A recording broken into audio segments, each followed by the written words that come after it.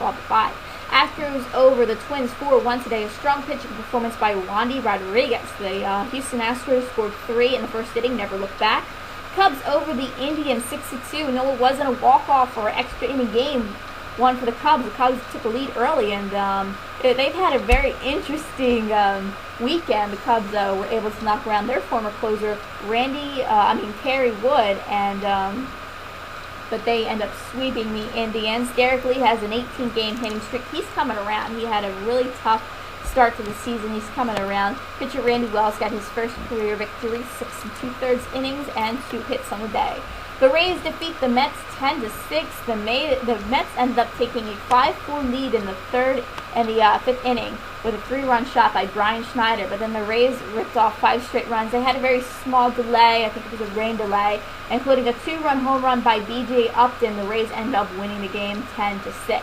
Rockies sweep the Pirates 5-4. The Pirates took a 3-0 lead early, but the Rockies came back. They scored 5 straight runs, including 2 RBIs from Clint Barnes. Jim Tracy, since he has taken over for this team, the Rockies are playing great. I think they're about 9 games out in the National League West, but they are a team that's playing really well, and they could be contending for the wild card if they keep this up.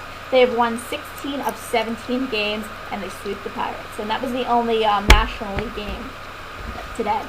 The Padres defeated the A's 4-1. Kevin Corella carried a shutout into the 7th inning. Kevin Kuzminoff hit the 2-run home run that gave the Padres that 4-1 win over the Oakland Athletics today.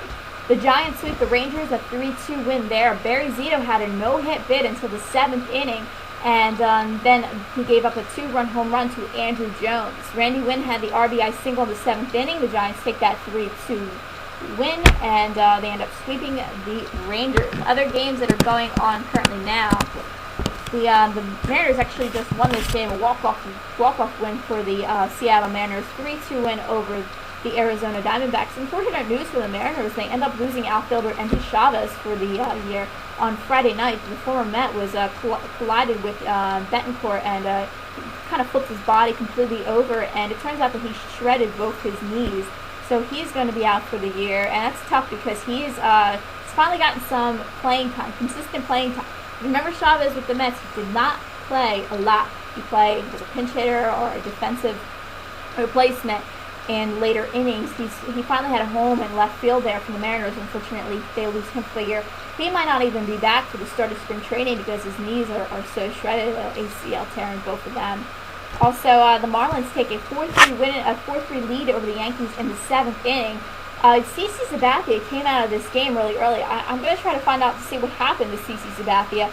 But he came out of the inning, I think, around the 3rd inning for the Yankees. I don't know why they have a 5 o'clock start in Florida. They probably have another concert going on there. But we'll see what's going on there. And we also have the Sunday night game, which will be the Dodgers and the Angels. We'll talk about that in a minute. We'll come back here, we'll take a break, talk a little bit about the NBA draft. We got about 5 minutes left, we can pack that in. And I definitely want to mention a couple more baseball notes here on Sports Sunday. I'm Christina Maxwell, this is WNJC, Washington Township, New Jersey. Thanks so much for tuning in to all you guys that are listening, and we'll be right back here. NJC 1368 and Washington Township, New Jersey. I'm Christina Maxwell, this is Sports Sunday. We're going to be heading off air from at 7:30. I'm turning on D. Alexander Washington with Your Money and More. But before I go, definitely want to talk about what I mentioned a minute ago. CC Sabathia left the New York Yankees game on Sunday against the Florida Marlins in the 2nd inning with tightness in his left biceps. And I noticed he came out of the game really early, and it was not because he was getting killed with runs. He is hurt, so we'll see how that happens. And another mention about the Yankees and the Red Sox, Jonathan Papelbon recently came out and said that he's going to be a free agent in 2011, and he said that they said, would there ever be a possibility that you could leave Boston to go play for the Yankees? And he said, sure.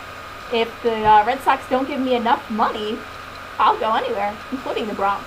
And I'm sure he's just kind of starting something.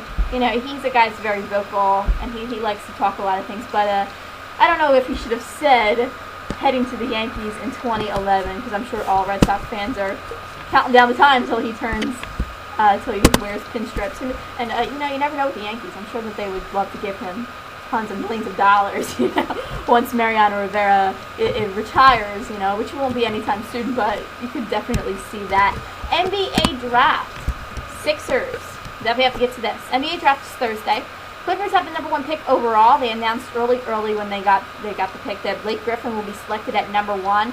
But the top 3 is really undecided. This is a very undecided draft. You really don't have any definites. It's a point guard draft. You have tons of great point guards that could end up being something special. Ricky Rubio, Ty Lawson, Stephon Curry, Johnny Flynn. But there's a lot of uncertainty in this draft, and that's why a lot of people aren't quick to say this guy will be number 2, this guy will be number 3. The top 5 is LA, Memphis Grizzlies, Thunder, Kings, and the Wizards. There's some rumors going on. Maybe the Wizards could trade their pick to get Amari Stoudemire. There's a lot of things that could happen from now until Thursday. But I want to touch on the Sixers really quick. I still believe in my heart that they'll pick Ty Lawson. They need a point guard. The Andre Miller situation. He's great. Speed, he's very quick, he can finish well. They have the 17th pick overall. But their question is, will they draft the best player available at the position, or will they select the best overall? Who knows? The Sixers have been filling out their pre-draft workouts with mostly point guards. 7-foot center DJ Mullins from Ohio State worked out with the Sixers over the week here. And it's interesting because he may be gone by the 17th overall, but the Sixers have to think about if he is available. They have to accept some unexpected decisions. So we'll see what the Sixers do. We'll talk about that next week. I have to go. The Alexander Washington is coming up next year on 1360 AM, Washington Township, New Jersey. I'm Christina Maxwell. Thank you guys so much for tuning in here tonight on Sports Sunday.